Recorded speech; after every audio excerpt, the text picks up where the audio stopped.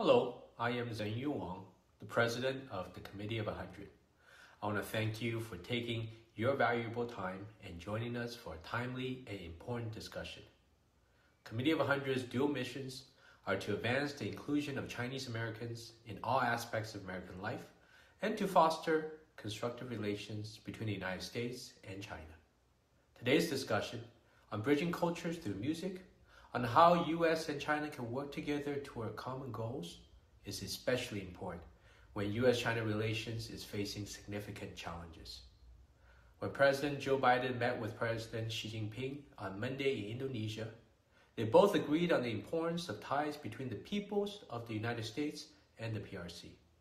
We believe that through the power of the arts, we can connect the people of both countries in meaningful ways. It's our pleasure to present this fireside chat with Committee of 100 member, Tianjin Juilliard CEO and Artistic Director Wei He and Dr. Joseph W. Polisi, President Emeritus and Chief China Officer at the Juilliard School. We look forward to their sharing their insights on performing arts education in the United States and China, Juilliard's journey in bridging cultures through music, and how arts and education serve the global community in a rapidly changing and evolving world. I want to thank the Tianjin Juilliard School for helping to assemble this discussion. Thank you and enjoy. Now, I hope everybody can hear me well. Thank you, Z. I'm Wei He, CEO and Artistic Director of the Tianjin Juilliard School. Dear distinguished fellow members of the Committee of 100 and guests, it is my honor today to moderate the fireside chat and to introduce you Dr. Joseph W. Polisi, President Emeritus and Chief China Officer of the Juilliard School in New York, also the chair of the board for the Tianjin Juilliard School. Dr. Polisi led the Juilliard School for 34 years. Upon stepping down from his distinguished tenure in June 2018, he became Chief China Officer, supervising overall development of the Tianjin Juilliard School. Born in New York City, Dr. Polisi is an accomplished bassoonist who has performed as soloist, chamber, and orchestral musician throughout the United States, as well as in major New York City venues. He has written many scholarly and educational articles for professional journals. He is a frequent speaker on arts and education issues. As an accomplished author, Dr. Polisi's most recent book, Beacon to the World, The History of Lincoln Center, was published by Yale University Press this year. Before coming to Juilliard, Dr. Polisi was Dean of the University of Cincinnati College Conservatory of Music, Dean of Faculty at the Manhattan School of Music, and Executive Officer of the Yale University School of Music. He holds a Doctor of Musical Arts degree from Yale, as well as a degree in political science from the University of Connecticut, and one in international relations from the Fletcher School of Law and Diplomacy and Tufts University. I'm super excited today to share this opportunity and to hear Joseph sharing with us the Juilliard history with China, the creation of Tianjin Juilliard, as well as how arts making impact on our society and how it connects people with various backgrounds and cultures. Everyone else attending online, please remain muted throughout the session. For those of you who might have questions, please submit your question to the Q&A chat box. Please do not wait until the very last minute to submit your questions to allow enough time for us to cover your questions. Okay, let's get started. Welcome to the fireside chat. Thanks for joining us online, Joseph. It's good to see you, Wei. It's good to see you. Hope you're doing well. Yeah. Joseph, there has been a deep connection between Juilliard and China over the past half of a century, maybe even longer, over a century. Yes. Some of the most prominent Chinese musicians today have benefited from their education at Juilliard, including members of the renowned Shanghai String Quartet, who are currently on faculty at the Tianjin Juilliard School, as well as famed cellist Jian Wang and the violinist Si Qing Lu. Could you share with us some important artistic and educational exchanges between Juilliard and China during your long tenure at Juilliard, or even beyond that? Well, if I may, yes, I'd like to start probably at the earliest time when Juilliard as an institution actually didn't even exist. But in 1907, our predecessor institution, the Institute of Musical Art, enrolled our first Chinese student, a female who was a very accomplished pianist and also studied composition. And throughout the 20th century, there have been students coming from China to study at Juilliard. And in the latter part of the 20th century, when I was president beginning in 1984, we started a series of connections in terms of tours and exchanges. And we toured the People's Republic in 1987. In fact, we were the first American conservatory to do so, and performed in Beijing and Shanghai and Guangzhou and in Hong Kong. And then once again in 2008, we toured again. And at that time, I had always been a student of Chinese history, actually, as an undergraduate and as a graduate student at Fletcher. I had studied Chinese international relations and its relationships to the United States and other global issues. And during the 2008 tour, I really started thinking about how Juilliard could have a place in East Asia someplace, not necessarily immediately in China, but after a good deal of research, we saw that China, and in particular the city of Tianjin, was a great spot for us to explore the idea of a branch campus. And to make a very long story short, I mean, it's a process that I really counted as about 14 years now that we've been working on the project. We now opened our beautiful new building in the Binhai area of Tianjin, overlooking the Haihe River. We opened it in October 26th last year. And we have graduate students in our program. In fact, already graduated our first class of master's students. And we have a very robust and very, very talented and energetic pre-college program, as well as once we can all exit from the pandemic experience, we will have adult education programs and a whole series of other professional programs for musicians. So the point is that the intent always was that Juilliard would never be a competitor. That was never our thought. There was no interest in that. We would rather be a catalyst for new ideas, for new activities. And we've seen already in our colleague institutions in the Central Conservatory in Shanghai and Guangzhou and other conservatories around China, the beginnings of that experience of sharing and exchanging faculty and performances. So it's a very exciting, it's a very unique experience. We're really the only American musical institution to offer a degree in China. Mm-hmm. Thank you, Joseph. What you just shared, brought back some of the memories when I grew up and received my early music training in China. Juilliard has always been a dream destination for aspiring young musicians in my generation. It's fascinating for me to be connected in this Tianjin Juilliard project, but even prior to that, I was involved with the Focus Festival at Juilliard. I think it was back in 2017 or 2018. And Juilliard, this is an annual festival at Juilliard that focus on a certain historic period or a certain country or certain culture, featuring musicians, musics from that region, from that area, from that culture. For that, so it's been going on for, it was established during your tenure, right? It was over some 30 years, but it was for the first time that the Focus Festival featured China. At that time, I think I asked the director of the Focus Festival, Joe Sachs, why taking so long to focus on China? And his answer was, because it's so big, the country is so huge, he doesn't know where to, he didn't know where to get started until we had this Tianjin Juilliard project. Then finally we can actually have somebody from the inside to navigate the landscape a little bit. It was a fascinating festival that year, featuring so many compositions. Most of them were world premieres, and Alice Tally Hall and at Juilliard's, featuring some over 30 Chinese composers for the first time in New York. It was fascinating. Could you just talk about the Focus Festival a little bit?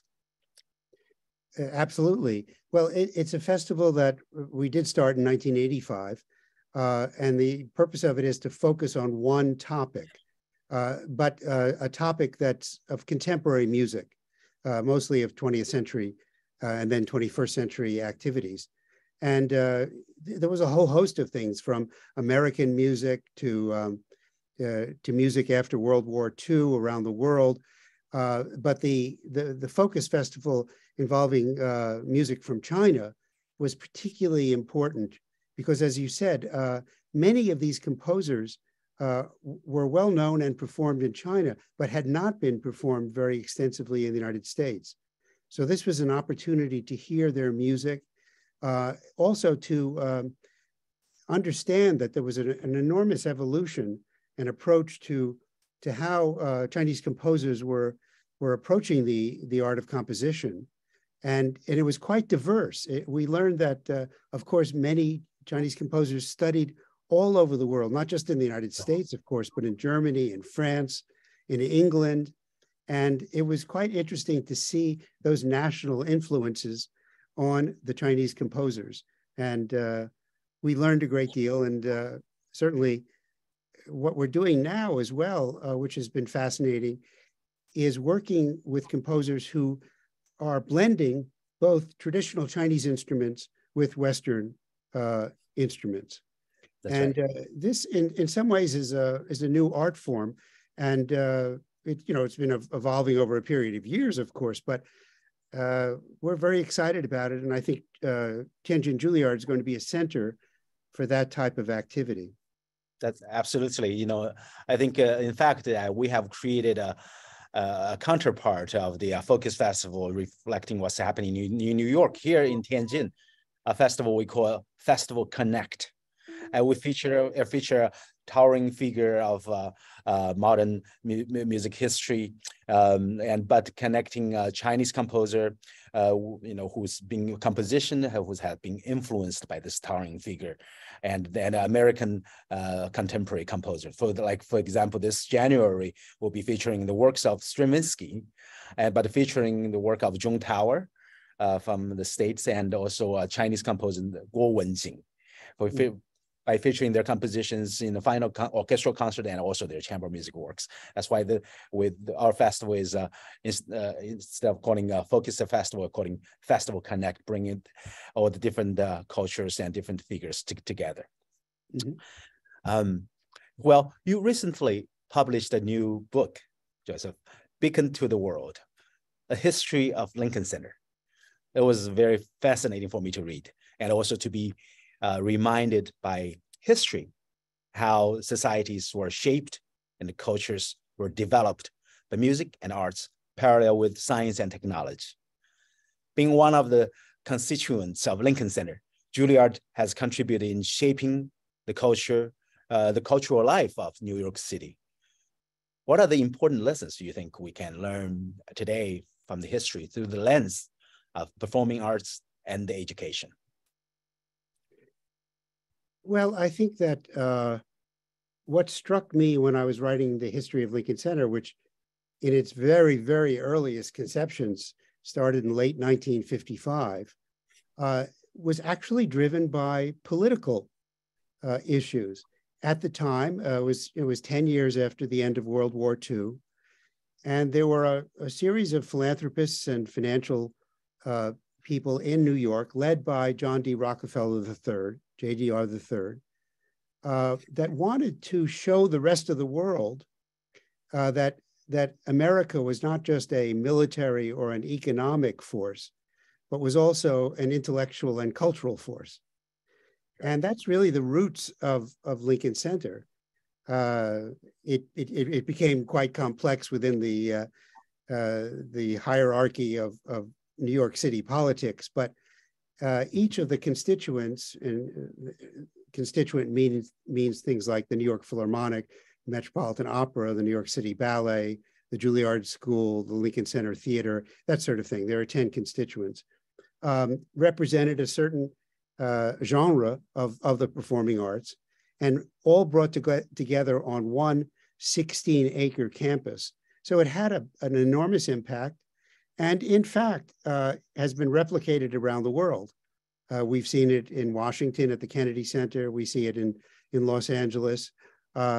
We've seen it in China at the Tianjin Art Center, where there's opera house and museums and concert halls and recital halls, et cetera. So it's a concept that is being replicated, as I said. But what I think I really would like to emphasize, and especially for all of the members of the Committee of 100, is the important political and sociological impact that the arts have on all of us as a global entity. Look, we understand that the arts are not going to stop wars. They're not going to solve all the problems of geopolitical interactions. But the arts will, for sure, influence individuals. And we are, as a community around the world, all individuals, all with our own opinions, all coming with different traditions and understandings. And it's amazing how the arts can bridge all of these similarities and differences in ways that are very powerful. So, for example, playing a Beethoven symphony in Tianjin is an experience that can be shared by the audience in pretty much the same way as in Chicago. But there will be differences as well in terms of understanding and future directions of what we want to achieve. So just going back to the Tianjin Juilliard School, our philosophy, our mission is to function as a catalyst through which we can use our musical performance, our musical educational experiences to bridge the gaps that do exist in geopolitical issues.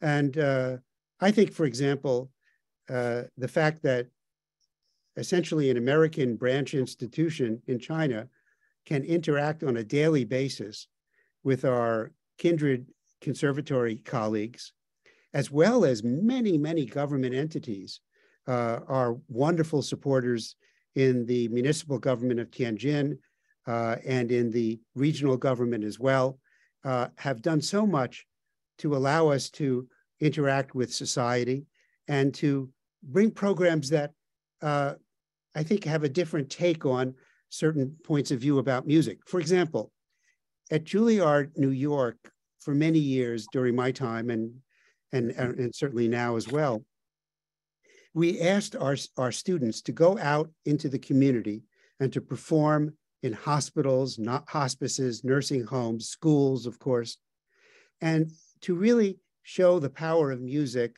to this diverse group of people, diverse in age, diverse in all sorts of ways. And what we found were two very interesting things. Number one, that these experiences were just, if not even more beneficial for the musicians, because they saw how their music could be a powerful force to bring people to start thinking in ways that they hadn't thought before. And of course, at the same time, for those audiences, it gave us the opportunity to see that they could experience music that they ordinarily wouldn't experience. Well, we're going to do that exact same program at Tianjin Juilliard School. And we were planning to, of course, kick it off, but then the pandemic interfered, but soon we'll be out of that, and we'll be able to take our students out into the communities and really perform in venues that are non-traditional. So that's a very big deal, and I think it'll make a big impact. Thank you, Joseph. What struck me was going back to to your book, The Beacon to the World. When I was reading it, I was struck by the vision of the founders of Lincoln Center. As you mentioned, the United States, they want to make themselves not only military, economic, or political power, right? Yeah, but a cultural power as well. That makes me keep thinking about where China is today. With all those developments, economically, politically, and also in arts, in culture. As you mentioned, the Tianjin Grand Theater, or the National Center for Performing Arts, or those That's right. monumental buildings. It's truly amazing. I think the vision to develop the nation in that way is, through arts, through culture, is some common realizations by all. If I could just jump in there, Wei, it also just reminded me that not every child who studies music is going to become a professional musician. That's not the idea. But the discipline, the joy, the ability to perform in public, all are skills and experiences that they will take into their own professions, whether they're a lawyer or a doctor or a politician or economist, you name it. Those basic experiences, the joy of life, the discipline of understanding how to perform well, the striving for excellence. And I've seen that so frequently in China. It was amazing for me. The Juilliard String Quartet came to China a few years ago and actually performed at the Tianjin Grand Theater. And they're a serious quartet, and they chose a serious program. And when I came in, the Grand Theater seats about 1,700 or so, I noticed many, many little children. I mean, 5 years old or so. And I thought to myself, oh my goodness, how are they going to deal with this? And I was absolutely amazed that they were engaged, involved, supported by their parents. And these are experiences that they'll have for the rest of their lives. And that's such a wonderful thing to see. And I think it happens all over China. And it's just fantastic. It is absolutely true. It continues to be this way. And we see young people in concert halls, whether they're musicians or not, paying so much close attention to what's happening on the stage, regardless of what kind of music. And if sometimes really the music is very challenging. Lady Beethoven's string quartets. Yeah, their attention span was just something truly amazing to see that. As you mentioned, music, whether it's performed in Tianjin or whether it's performed in Chicago or New York, the people share the same. Not only the performers, the artists share similar experiences exploring a masterwork, but also to the audience. I feel like we know, arts probably is not gonna, stop a war, as you mentioned, but there's something really tangible about it. When you hear something, hear Beethoven symphony or hear Brahms symphony, the way it kind of strikes you, it can be different, but it can be so real, regardless where you are, where you're coming from. And in fact, the case in point is, of course, the famous visit of the Philadelphia Orchestra conducted by Eugene Ormandy in 1976 or so, or something around there. And the fact that they did play a Beethoven symphony, the Beethoven Sixth, and there was such support, such a great enthusiasm for the performance and the quality of the performance and the interaction between the orchestra's musicians and professional musicians in China. So that was a real breakthrough, and it was done on a diplomatic level. It was done. Absolutely. Right.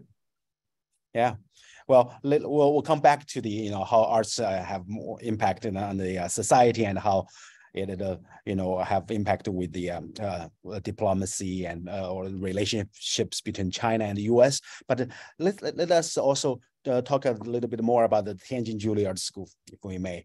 as the first, as you mentioned, Juilliard's first and only global branch campus that offers actually selective and audition-based program to pre-college and graduate levels.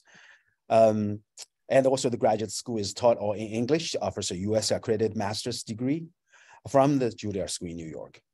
And one of the very unique aspects of the Tianjin Juilliard School is that all three majors in the graduate program, that they are all related to collaborative performances.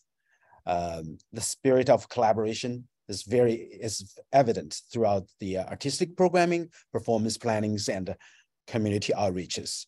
We have collaborated with Chinese artists and established important partnerships with organizations in China and Asia from the very beginning.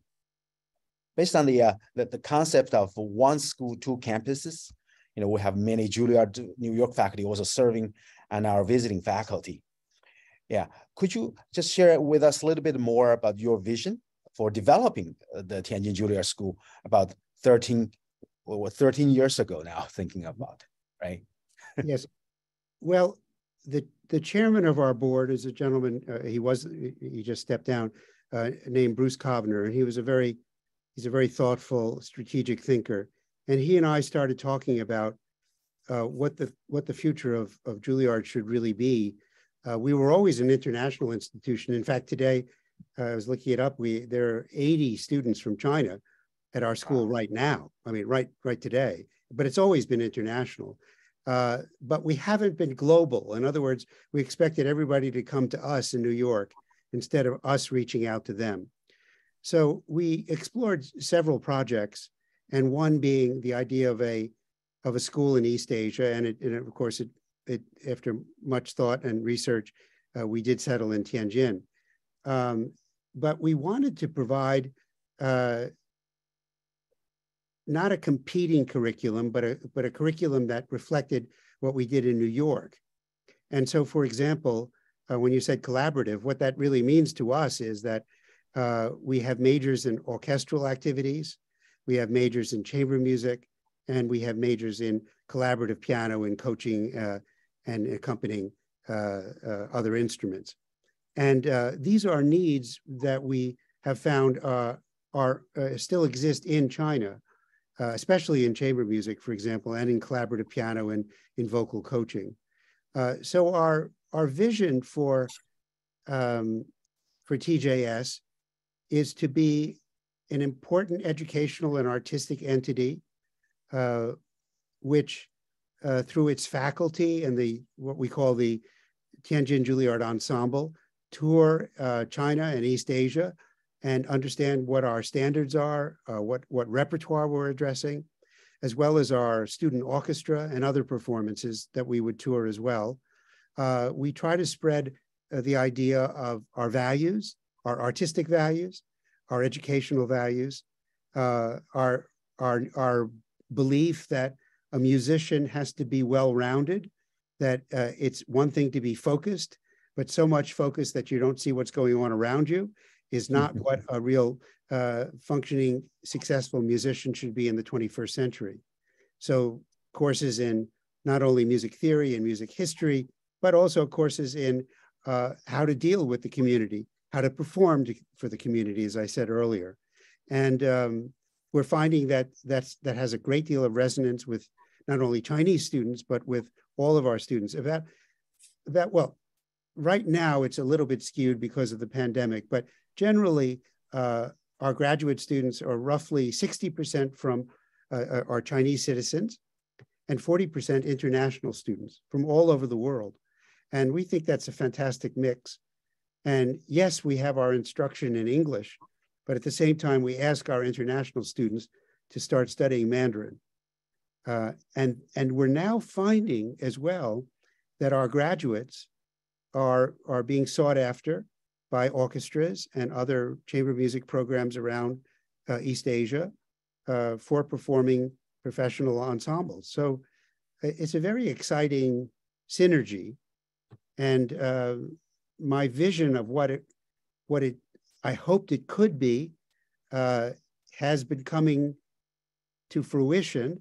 But of course, we had this strange anomaly that the rest of the world had, called COVID, and we've had to maneuver around that, and we will do so. So I'm very, very optimistic for the future. Thank you. Thanks, Joseph. It's very true. The international community that we have created here in Tianjin, not only with the student body, but with faculty. I think we have almost over 70% faculty are expatriate faculty from United States, from Japan, from Korea, from Singapore, from Hungary. Yeah, that also create that kind of international culture here. But what's so interesting is not only for international students to come into China, they kind of experience a different culture here. Even for our Chinese students who have probably never studied abroad, to come to Tianjin Juilliard, experiencing kind of Western mindset, Western culture, but in their home country. It's also very, very mind-boggling for them, because once they stepped out of the side of the door, everywhere else, it's what they are so used to. Speaking Chinese, the food is the same. But coming into the building, it's almost like going to study abroad. So that experience is truly interesting for me to witness the kind of transformation and sometimes confusion, I would say. Yes, yes. I mean, one thing, for example, which we knew we would be addressing, is the relationship of the student to the teacher, which is quite different in China than it is in the United States. And in the States, and I think it's a healthy experience, the teacher really does ask the student to give his or her opinions of how a piece should be played, how it should be approached, technically how it should be done. And this approach, it takes a little time to get used to for students who don't go through that. But I think that's a very important change and experience. In addition, of course, I should mention that once we are able to travel more freely, we will have New York faculty from Juilliard, New York, come to Tianjin and be in residence with us on a regular basis.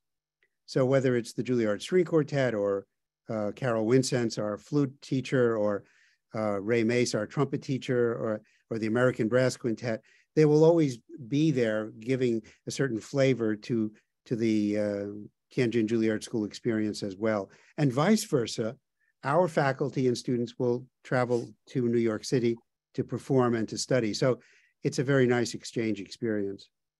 That's definitely something we have had in our plan from the beginning, and right. Just can't wait for that to become a reality. When right. the international travel becomes easier. Now, Joseph, I'd like to come back to talk more on the role of music and arts in bridging different cultures. And obviously, our current world is at a very different place from 13 years ago when we created the school, when the idea of creating Tianjin Juilliard School was born. The global pandemic, of course, has made cross-cultural collaborations and exchanges much more challenging. And also the political conflicts among countries put many roadblocks for people-to-people dialogues. And the U.S.-China relationships is not only about the two countries, but matters to the whole world. It's really, I'm glad to see the most recent meetings between the leaders of the two countries in Bali went well. I think that's what everyone was hoping for. And how do you see the role of the arts and education in a challenging time like this? Well, once again, as I said, and one has to be a realist, the arts are not going to solve geopolitical issues that China and the United States and around the globe face. However, and I know many of the participants on this, probably all of you have heard the term soft power that was coined by a political scientist at Harvard, Joseph Nye, quite a few decades ago now. But soft power is really the opportunity for the arts to have a role in making us understand each other better. the people-to-people exchanges that were existing before recent times, I experienced many times, and I felt there were very valuable ways of interacting. And of course, it was not just the arts; it was sports, it was literature, it was a whole host of things. But just going back to the arts, there is a common language, the language of music as we know it, even in traditional Chinese music or traditional American music, is a common language. It's something that can be understood quickly and experienced emotionally. And I think that's where we really need to touch individuals. You know, you can talk about and read about these very high level geopolitical strategies and issues. But when you actually are on the ground in China, for example, as I am, I hope quite frequently, you meet the people, you get to know the people, you understand the nuances of Chinese culture, you understand their beliefs, and one vehicle through which to do it are concerts and presentations and workshops and teaching and seeing how young people respond, both Chinese young people and American young people, how they respond to the arts, and how you could put a string quartet together of 2 Chinese players and 2 American players, and they can sit down and they will play a score by Haydn, and they will immediately understand each other. There is a very powerful concept there of communication that separates us by language and by political, ideological issues. But as soon as we sit down and play together, there are no barriers. And once that happens, an abstract, I mean, it's not something that you can calculate, that you can, weigh, but you could feel it. There's an abstract connection that takes place. And this has to be done on many levels with many, many thousands of people. But, I said at one point when we were opening the building last year, I said, it's better to light one candle than to curse the darkness. And that is truly my belief. There are plenty of issues that both countries face, the United States and China, understood. But instead of giving up and saying that, we'll never understand each other, let's take the first step together. And I think you and I have seen so often how musicians bond, literally bond, and understand each other in an abstract way that's not possible to be explained, but is very powerful. So that's my belief, that through not only playing together in a string quartet, but going to concerts, having sponsored events by the Chinese government, by the American government, tours, interactions, will constantly be making a case for better understanding of each other.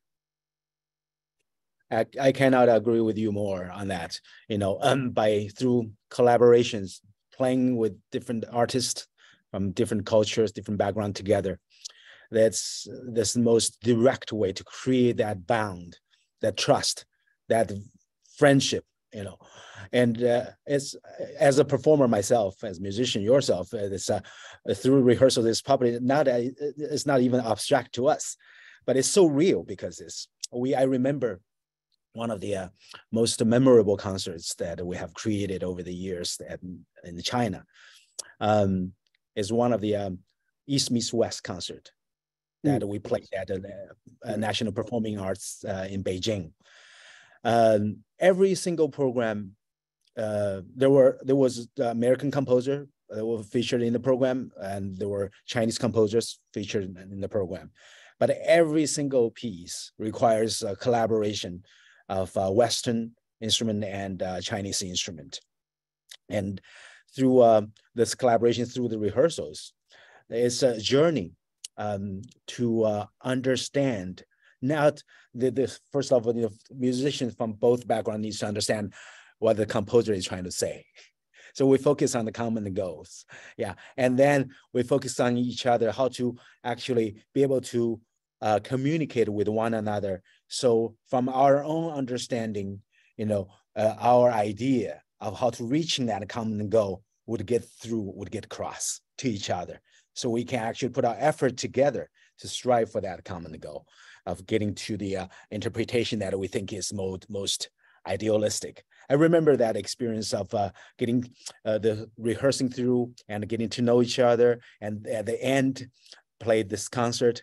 It was become a highlight of this year's of a concert. I still remember every single rehearsal's little details vividly. It was just a testament to say, through collaboration, through playing with each other, that is the most direct way to facilitate that kind of dialogue. Yeah, right. In the most tangible way.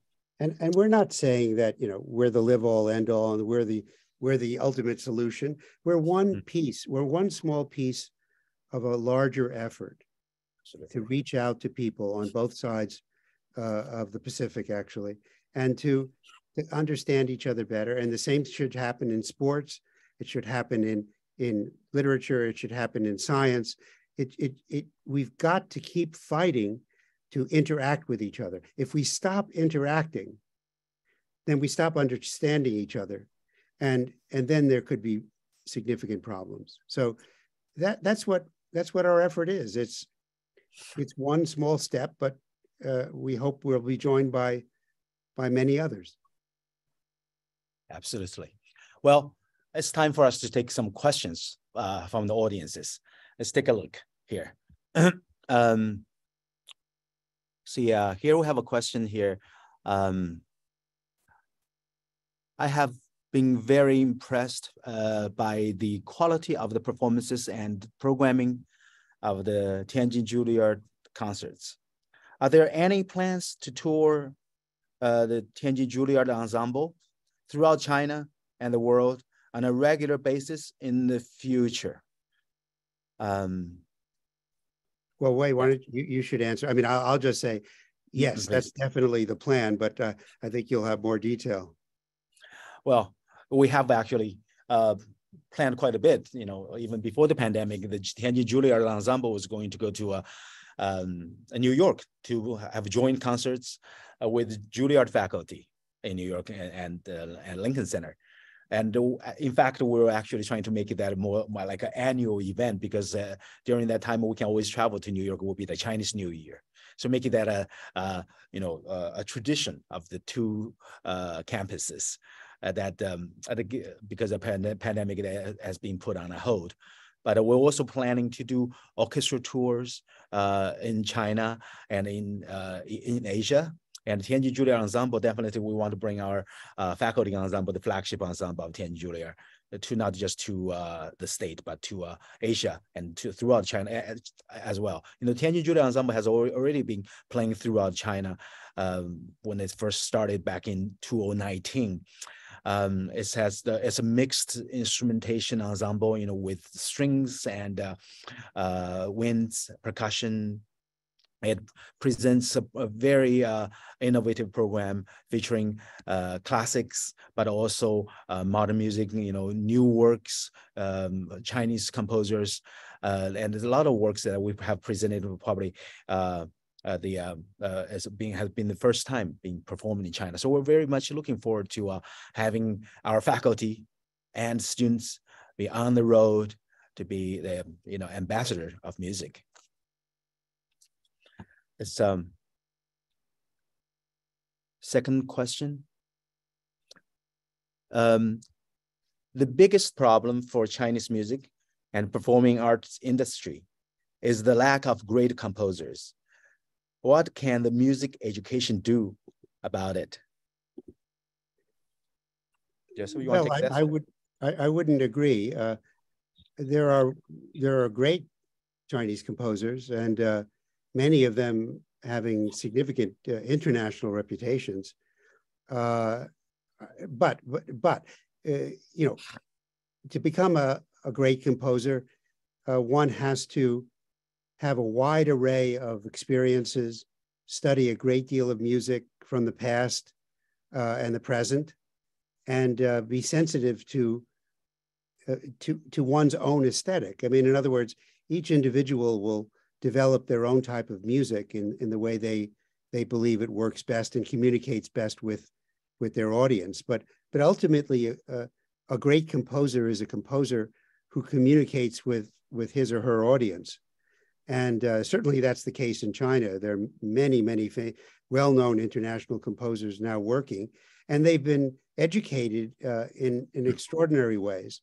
And often they've also studied abroad in addition to studying in China. So I think, in fact, I think at TJS, we're considering the idea of creating a composition major that we hope to have in about a year or two. So that will be a new venture for us as well. Absolutely. I also agree with what you just said, Joseph. I've known a lot of Chinese composers, and I have a lot of respect for a lot of them. And the works that we've featured at the NCPA concert at East Meets West that I just mentioned, feature some of the best works, not just among Chinese composers, among contemporary composers, modern composers that I have been personally involved in performing. And there's nothing less inspiring than those works. But I think the key point is, when we put a program together like this, when we actually being inspired to do some artistic project, that is, the project itself is driven by the artistic purpose of it, is led by the artist themselves. They should be giving no limitation or restrictions of what should be or ought to be, inspire them, so they get their idea across. When those things happens, that's definitely this best work, regardless of the nationality. Right. Yeah. Going down the list, here's another question. Very glad to hear that there are efforts to include Chinese traditional music or elements, not only classical Western music. Any efforts to help educate Western audiences learn to appreciate and understand Chinese music? Well, yes, I think that actually, as Wei pointed out, the festival that we did in 2018, which was all Chinese music, was a wonderful opportunity for New York audiences to experience that. I think from my opinion, my viewpoint has become most interesting is not only performing contemporary Chinese composers who are writing for traditional Western instruments, but once again, the mix of Chinese traditional instruments and Western instruments, I'm finding more and more intellectually stimulating, emotionally stimulating. It's a new sound for obvious reasons, and it's a very, I find, beguiling, engaging sound. And composers on both sides, both Western and Chinese composers, have to understand each side of the equation. But I'm finding that more and more we are doing that, and we're finding that at TJS, we're doing a great deal of this work. In fact, our chancellor, Chancellor Xu, is a specialist in combining Western and Chinese instruments, and so he's been very helpful in that regard. So I think it's another way of reaching out and doing honest, substantive explorations that really are producing new types of art that are very powerful. Yes, just to add on that, I think the one of the piece that I encountered by a composer named Chen Qigang was a piece based on an ancient Chinese poem. In Chinese, for those of you who understand Chinese, based on 水调歌头 苏轼的. This poem was written for a singer and a small ensemble of 13 instruments. That piece itself, for the singer, it requires the singer not to only understand the Chinese culture, the nuance behind it, the nuance behind the poem, but the scale of a Chinese opera singer. Same time, and a Western opera scale. So that unique combination is almost, you cannot even find it. It's really hard. That's why that piece was not, it was a masterpiece composed in the early 90s. It was very rarely performed. And so by having to perform that piece, we have to do, the singers have to go through a lot of deal of learning and studying and trying to understand, both from both sides. Yeah, so really, but that, by the end, it creates something so unique, so powerful, and so refresh. That's something we have never heard before. Was that Shen Yang who sang that? Yeah, it was Shen Yang. Yeah, Shen Yang. Yeah, he sang that. Yeah, Shen Yang also a graduate from Tianjin, a graduate of Shanghai and Juilliard School. A perfect product. Yeah. Yes, exactly. Well, we probably can take couple more questions here. Let me just read down the list here. Here's a question. Could you speak about some unique obstacles you faced culturally in situating Tianjin Juilliard in a fully Chinese society versus an American one? How would you advise young musicians to prepare for the future? And he says, I'm asking somewhat selfishly as an American born with Chinese heritage who are interested in arts diplomacy work. Okay, well, sort of two questions.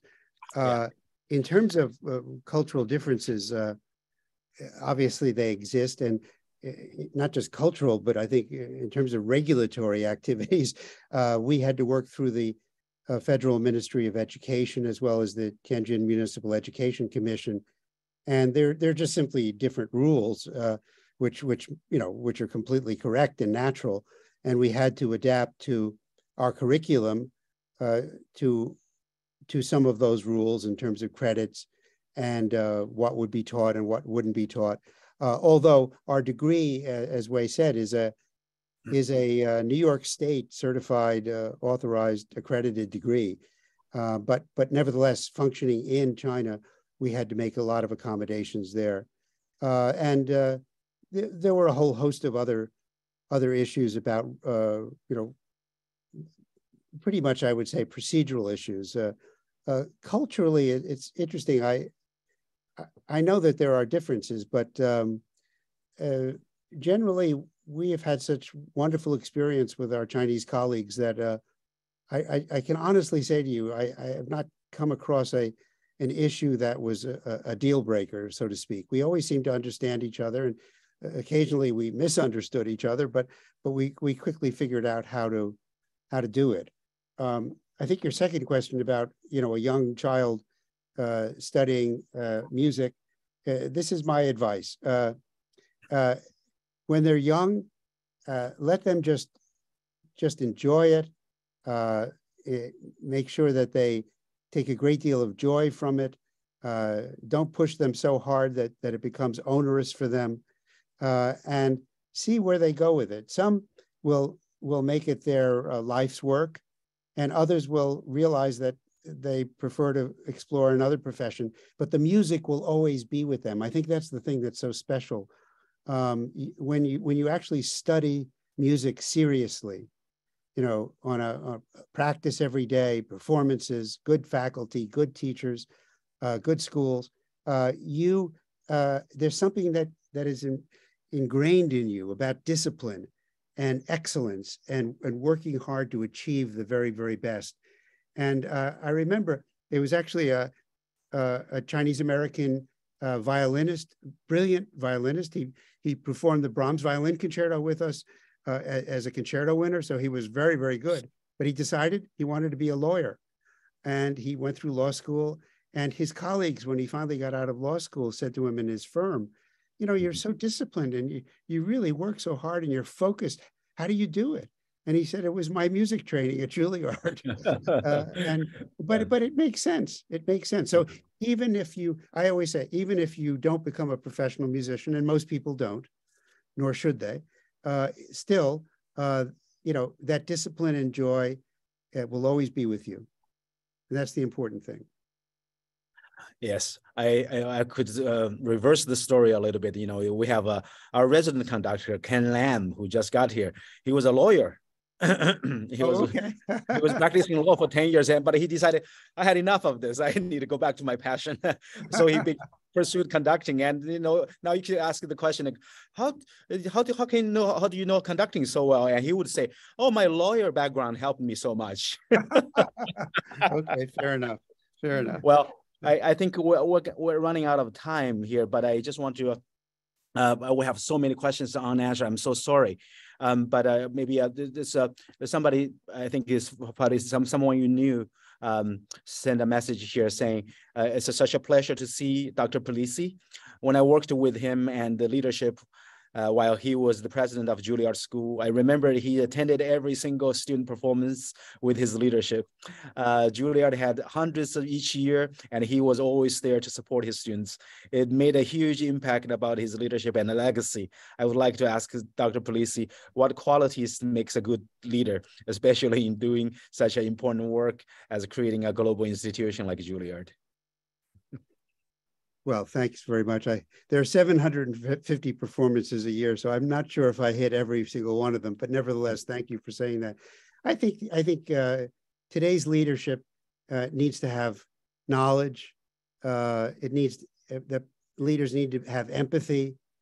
They need to be tough, but at the same time, understand the needs of others. They need to be financially strong and conversant in how the institution runs financially as well as artistically and educationally. They have to understand the people in that institution and really work with each of them or each group of them, whether students, faculty, administrators, parents, etc., to make sure that their needs are addressed. You won't be able to do everything. There are things that you won't be able to achieve, but keep aspiring, keep optimistic, and always be honest. Always be honest. Never bend the truth even one iota, because it gets you in trouble, and it's also never moves anything forward. So, just a few tips. Thank you, Joseph. And I think we're running out of time here. But I just want to, unfortunately, we could not cover everything. Well, thank you, Dr. Polisi, for sharing with us your journey at Juilliard and your vision for Tianjin Juilliard, and also your insight about how arts impact our society and the leadership. Thank you, President Zi Huang and the Committee of 100 for organizing the fireside chat for all of us. It's been a pleasure to spend the time with you. Thanks, everyone. Thank you, Joseph. Thank you. Thank you.